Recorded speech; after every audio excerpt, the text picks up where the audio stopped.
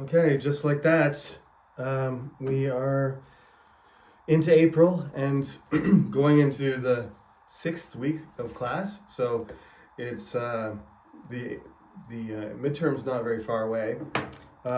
We cut class short a little bit on Thursday. So remember, this is one of the probably unique cases where on Monday you need to come to class. So next Monday, this is Saturday right now. What do we got? We're on the 5th, so April 7th, please come at noon, and we'll do the second half of Thursday's lecture. And of course, this is our cyber lecture for the week. So I want to start where we left off last class, where I was just talking about the medieval times in general. This is a cultural studies class, but the part of the reason that we study all these kings and queens is because that's who everybody wrote about. Like, we don't know about regular people very much, so we have less information that we can sort of gather about the average person's life. Now we have archaeology and science, anthropology, and different ways to study how the average person might have lived, but we don't have, most of the information we have is about the upper class, the wealthy people. So that's why we ended up talking about William the Conqueror, the person who turned England into the upper class into a sort of a French Viking culture, and Henry II. And then Henry II's two most important children, Richard, who went on crusade and made his reputation that way, and then King John, who made his reputation by being an awful king. We talked about why. And then there's a long sort of period of things that we're just going to move past, because the 13th century really is sort of an up and down situation where you don't get significant cultural change until the beginning of the 14th century. The one of the reasons for that is the first Edward, Edward the First, whose nickname is Longshanks, which means long legs. Shank is part of your leg; it's the side of your leg. And Edward the First is the namesake of my son, just because we liked that name. It's a very English name, so it was a very odd choice for John, which is the French Jean, or as opposed to Henri or William, which is Guillaume. All of those names, all those kings' names are French names. Edward is a traditional Anglo-Saxon name, like Alfred or Edmund or Ethelred or something like that. You don't hear those names. So we are familiar with the name Edward because there's so many Edwards, but when Henry III decided to call his son Edward, people were probably like, that's a weird name for a king. Sounds like Ulfgar or something. Just sounds like a foreign name. But it turned out that Longshanks was more like Richard than his grandfather John. He was more like his great uncle. He went on crusade. He attacked Wales. Edward II is the first Prince of Wales. So right now the Prince of Wales is William. Prince William. King Charles III is the King of England, and the next person to become the king is called the Prince or the Princess of Wales. So Edward II was in fact the first Prince of Wales, because Edward took over that part of England, the western part of the island, and made it part of the country. The Welsh still have their own language, called Gaelic, which is related to the Celtic languages of Scotland and Ireland. So we'll talk about a little bit about Wales, but for the most part, Scotland and Ireland will be the main cultures besides the English and the French. The French necessarily so because England really struggles with its French, its identity and its, the power over its territory and over Europe against the French. So you can't really understand English culture or British culture without Ireland, Scotland, and France. Wales in there too, but a smaller part. So going quickly through the Edwards here, Longshanks is Edward I. Edward II ends up being disappointing, as I told you in class, or as I told you last time, mostly because he has the look of a warrior king. He's tall, he's handsome, he has the manners, he has the intelligence, but he's just not interested in being king. He's, to a certain extent, I guess you would say he's lazy. He's not interested in doing the work. I won't name any presidents, but there are presidents like that. They want the power, but they don't want to do the work. There's certain people who, when they're president, they're just, they work too much. Who's a good example? Barack Obama, whether you like him as a president or not, he reads a ridiculous amount, and he spent his entire day, I think he tries to spend time with his family, but he spent most of his time focused on his job, a kind of workaholic type person, which doesn't mean he's a good president. And I'm not saying I thought he was a good president, as opposed to, I'm not going to talk about the current American president today, hopefully, but the previous president, George Bush, loved golfing, and that's something that American presidents like to do, Obama included. But if you look at the number of days that presidents golf, certain presidents golf hundreds of days, and they say they're doing business on the golf course, but you do more business in Washington than you do on the golf course. So the difference is about kings is that certain hobbies are okay, like hunting and jousting, like practicing fighting. Like if you're sword fighting or shooting arrows, or you're hunting, or you're drinking with your buddies and racing horses or whatever, that's fine. If you're writing poetry and listening to music and paying attention to your favorite guys, your boys, instead of spending time with the Queen in special events that promote the royal reputation, then you get a totally different response from the population. Well, a lot of people didn't like Edward I, and this goes double for American presidents. It's like a lot of people didn't like George Bush, and a lot of people didn't like Barack Obama. But then after Donald Trump came around, people were like, we miss Barack Obama and we miss George Bush. And then he went away, and then Joe Biden became president. And then some people were like, we kind of miss Donald Trump.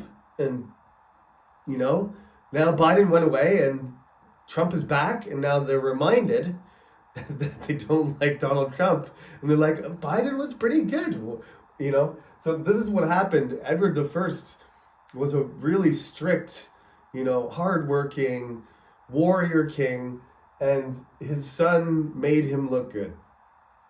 By the time 20 years had passed, people were completely sick of Edward II, and they thought Edward I was the greatest king in English history.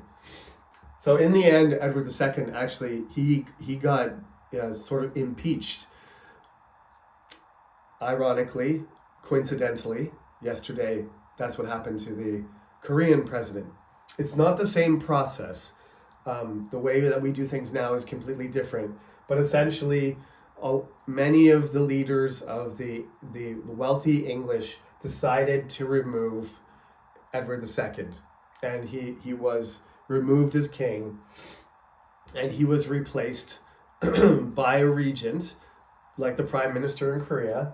And Edward III was only young, so he wasn't able to replace him. So he was replaced temporarily, just like we're going to have an election in Korea. So we're temporarily going to have a prime minister, running the thing. So instead, in English culture, there's a regent.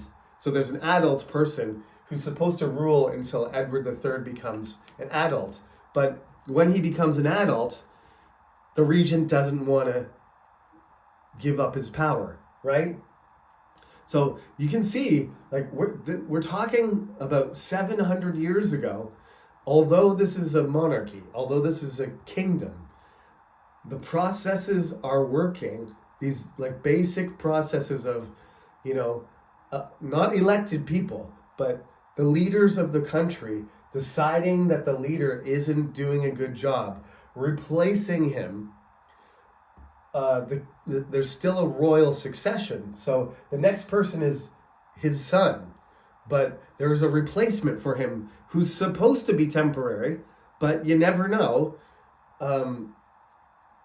I don't expect any of this to happen in Korea in our day, but the regent doesn't want to quit.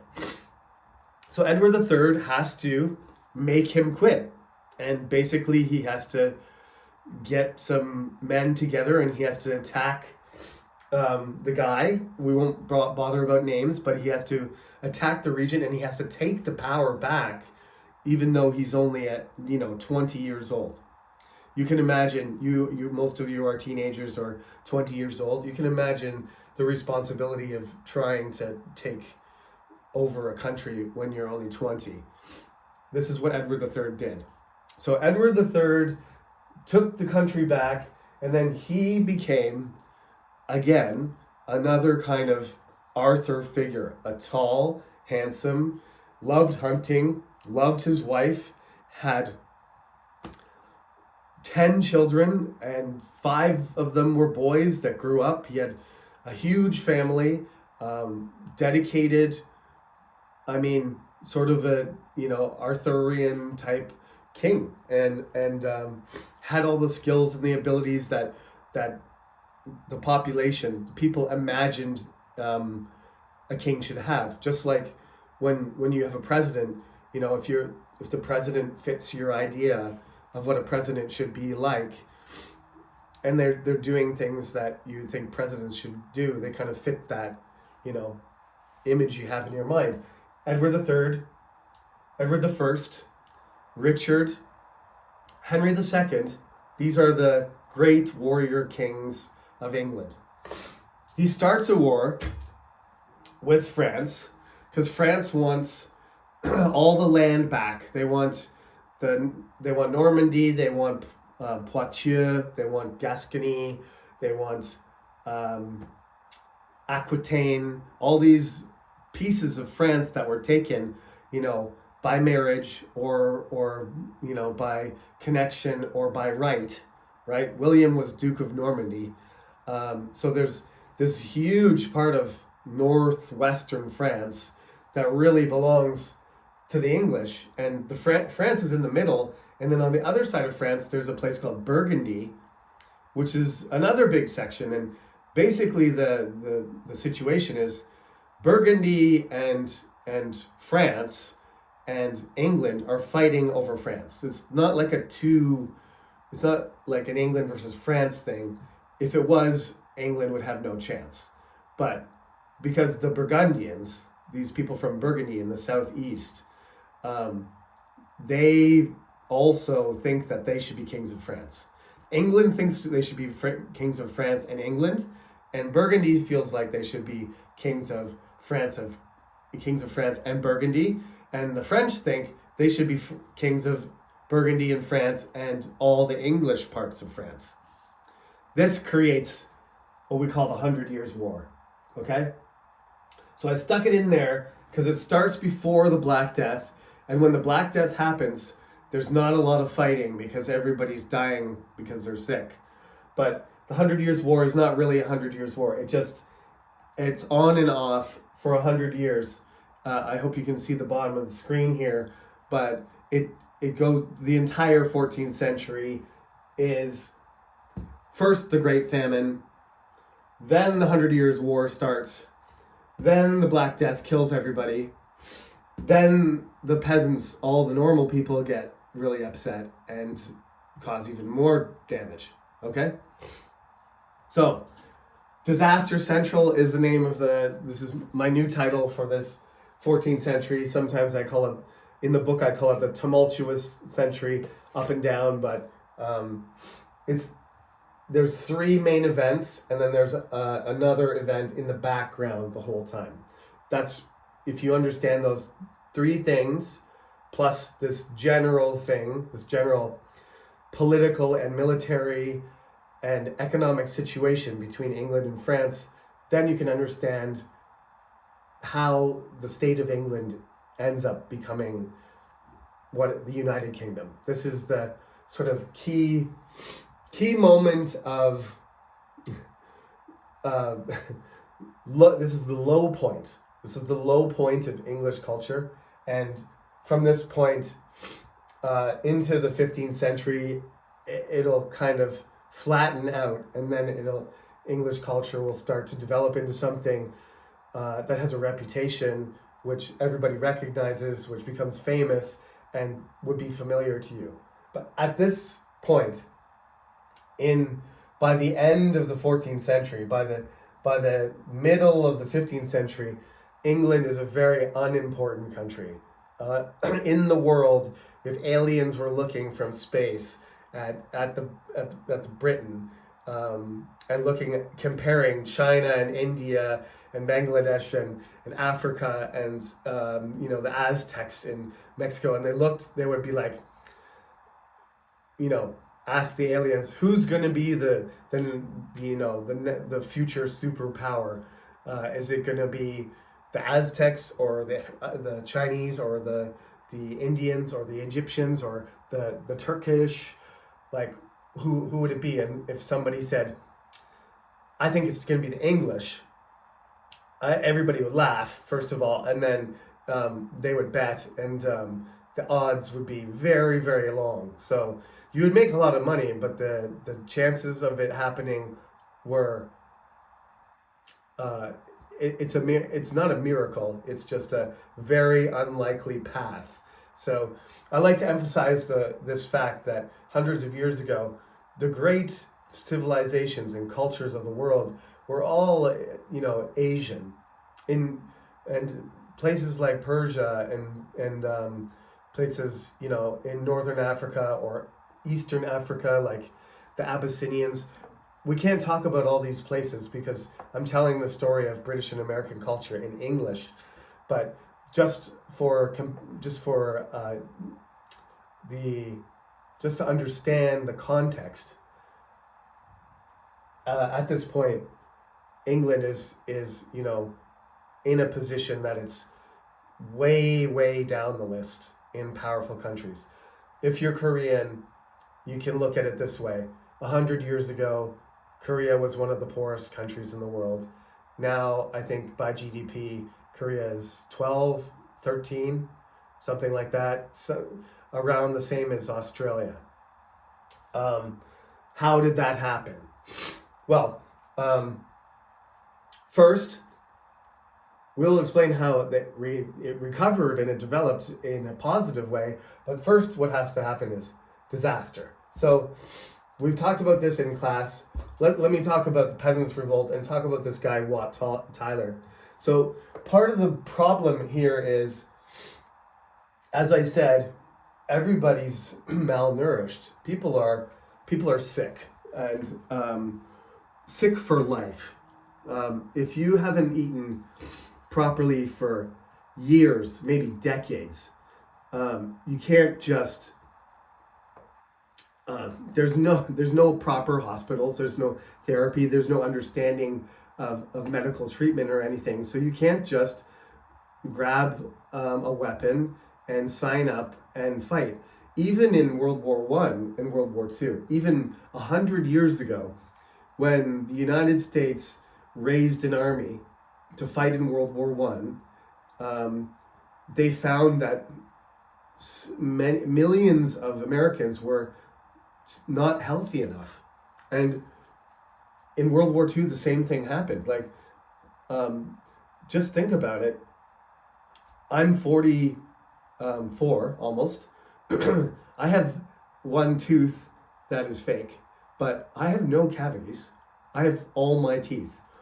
Nobody had their teeth when they're 50 and 60 years old.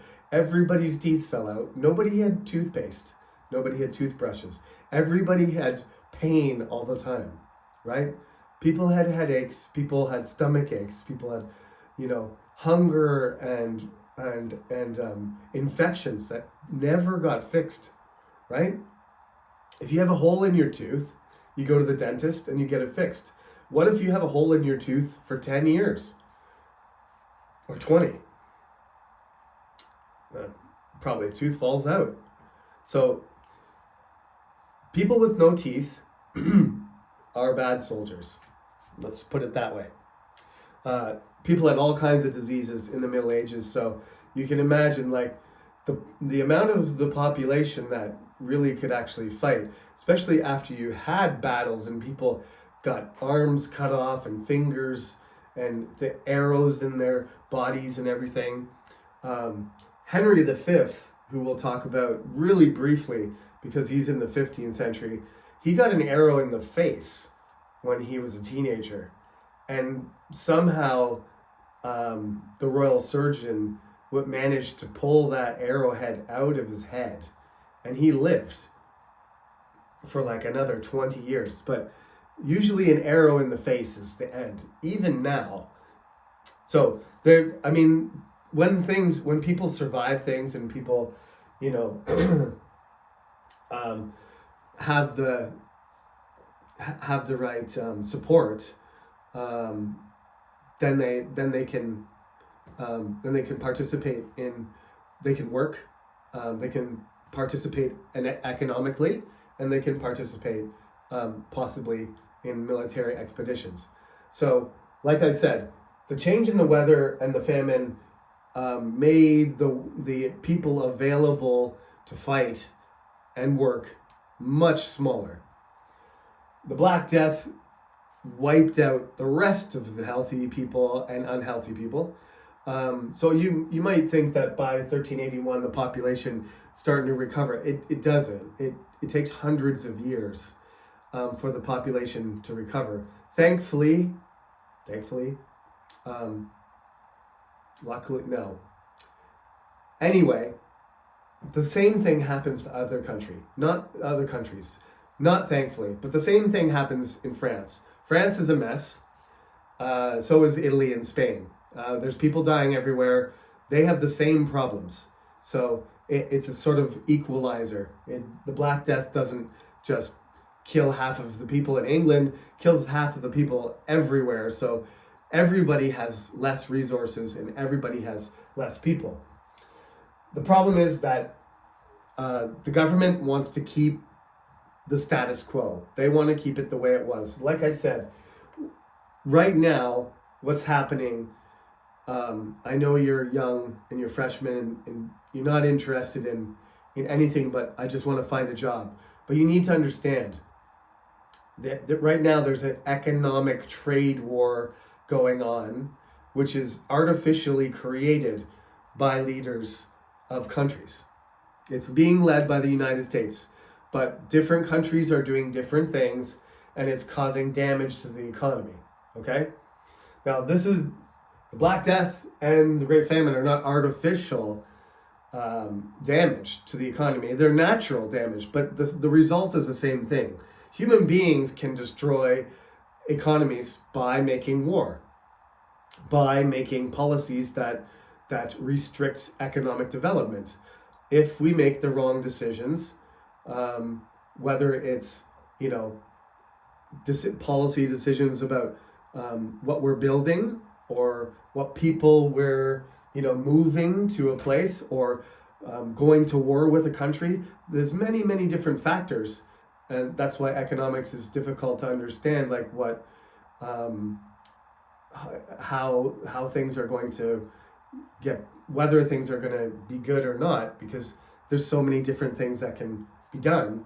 But one of those things obviously is just allowing trade to happen.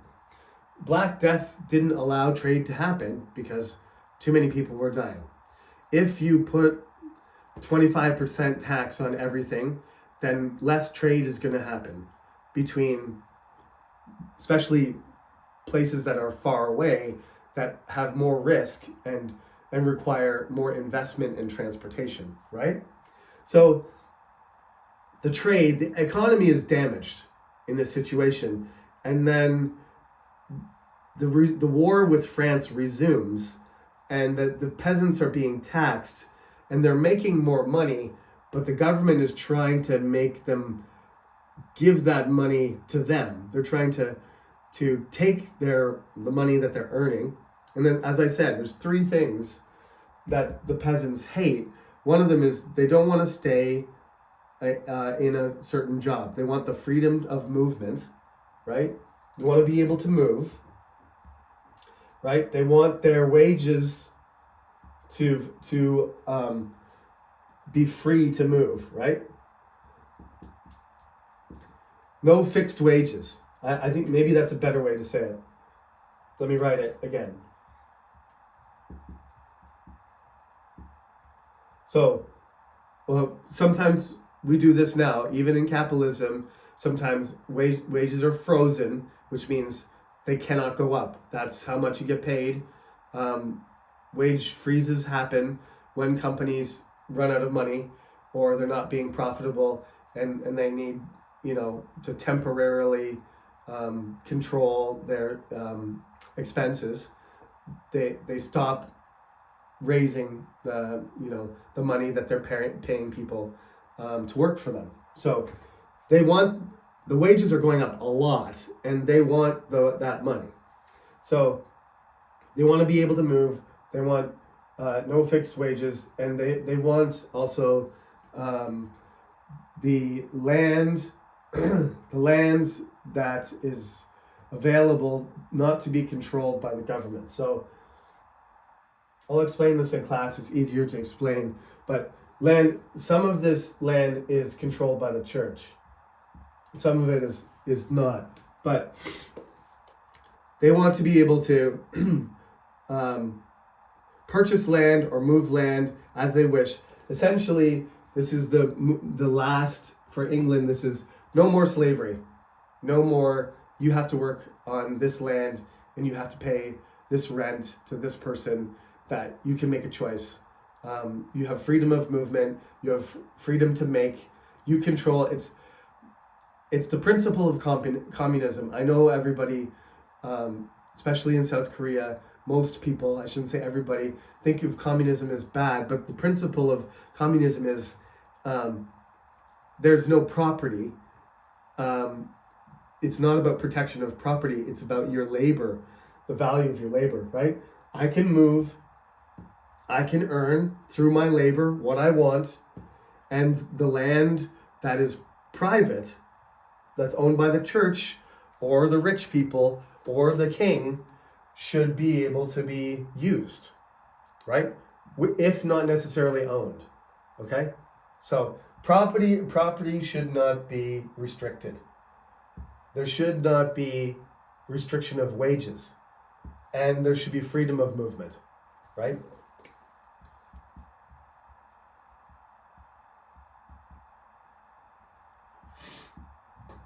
It almost sounds like they want human rights. They want control over their future. They don't want to be slaves for another 1,000 years. I think it's reasonable. The leader ends up being this guy called Wat Tyler. He's one of the mysterious guys. Some people think Shakespeare is pretty mysterious. He's not really.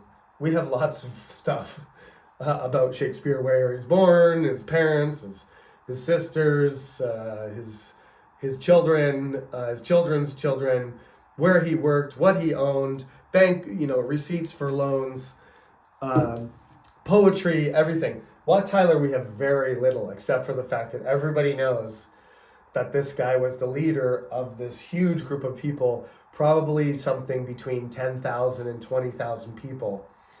And they get together and they have three objectives, really. They want to destroy all of the documents that require people to do their, service, to be all the contracts. They want to destroy all the contracts. So wherever they go, they get the contracts from whatever house, castle, rich person, and they burn them all. They free all the people who are in jail because they're trying to move or tried to do something else. So they're freeing people out of prison or their debt or whatever as they go towards London. They want John of Gaunt, who is one of Edward III's sons, a younger son. The Black Prince is the first, and I think I should probably talk about the Black Prince briefly in class because that comes back to the book a little bit more. The Black Prince, his younger brother is John of Gaunt, and when he dies, the Black Prince dies, Edward III is still alive. So the Black Prince dies. They start winning the war against France, but then Edward III dies, and then the Black Prince dies. The Black Prince dies, and then Edward III dies too. So then it goes to his grandson, just like it went from Henry I to Henry II, and there was a regent here, and this causes a lot of instability. As I said, it's not easy to be the leader of a country when you're 20 years old and you're Edward III or Edward I. But Richard II is like 8. He's like barely out of kindergarten. So he gets a regent. And this is what you should learn, is the regents aren't really the best thing. The regent, though, is his uncles. And the uncles, they do good things and bad things, but they support Richard. So it's not like Edward III, who has to kill the regent and take back the power. Richard II, though, has to, when he grows up, he has to be like, uncles, back off. I'm going to be the king and I'm going to control the country, not you. But when he's a kid, there's not really a problem. However, this in 1381, when Wat Tyler's there, he's like 10 years old. So they want to talk to the king, and they want to kill his uncle. And they want to kill the Bishop of London, and they want to kill the Lord Chancellor, because they think they're the ones that are making the taxes, making the war. Remember, death and taxes, as I said. All this death and taxes, it's not the king that's doing it. It's the regent. It's his uncle. It's the older people. He's being manipulated. The king loves his people, and he cares about us. What we need to do is get rid of those contracts, free the people, kill the people that are controlling the king who are evil, and then England will be a happy place. Okay? I hope that wasn't too much. It is a really fascinating story. It's the most important revolt in English history. And as I told you, England is a conservative culture, essentially. You might not think that because it's changed so much, but most of it is a reform. It's gradual evolution and reform and revolts. They almost never have complete revolutions in this culture. They get close, and when they get close, then they make a deal. It's not like turn the country upside down over and over again like the French and the Americans like to do. So, maybe that's one reason why so many English, British people moved to America, because they wanted a real revolution. And that's a different culture. But despite all this mess, Richard II remains the king even after the revolt. So maybe on Monday I'll explain to you how we go into Richard II and we go into the 15th century, and I can answer any questions that you have about what I've been talking about. Richard II, coincidentally, is, well, it is a strange coincidence. He's the first king whose first language is English, which is weird because you got 3 English kings with English names who speak French fluently and their first language is French. And then you end up with Richard, the French name, and then his French is perfect, don't get me wrong, but he's an English native speaker. And there's just a little, when people say, oh yeah, he's got a English king accent. But Edward III, the 3 Edwards, flawless French. Probably because they spend most of their life fighting in France and they're talking to French people all the time. And, their court was speaking in French, but Richard grows up with English first and French as his second language. So it's not French first, English second. It's English first, French second, and that's going to set the ball rolling to the point that eventually you've got English kings that can't speak French anymore, and English people that don't speak French well either. Okay, so that's Disaster Central for today. Hopefully you can take what you learn in this class. I always say it's relevant. So, economic turmoil, war, disease, we have experienced these things in a different way because we are moderns or 21st century people, but we are experiencing these cultural factors that are making our lives feel unstable. So maybe this will make you feel better, is that whatever's happening now, and I'm not sure exactly what's happening now, to be honest, but whatever is happening now, it's not worse than what happened before. And we can deal with it. Human beings have been dealing with it for centuries, for thousands of years. So this is why some people call England, the United Kingdom, the first nation, is because it's remarkable how similar some of these, basic systems are working, even though it's not exactly the same system. It's a monarchy, but you can see the democratic effects in there. You can see the protests, you can see the economic factors at work, and maybe this can help you understand, your life currently and your own country and your own culture and our international environment. Okay? See you on Monday.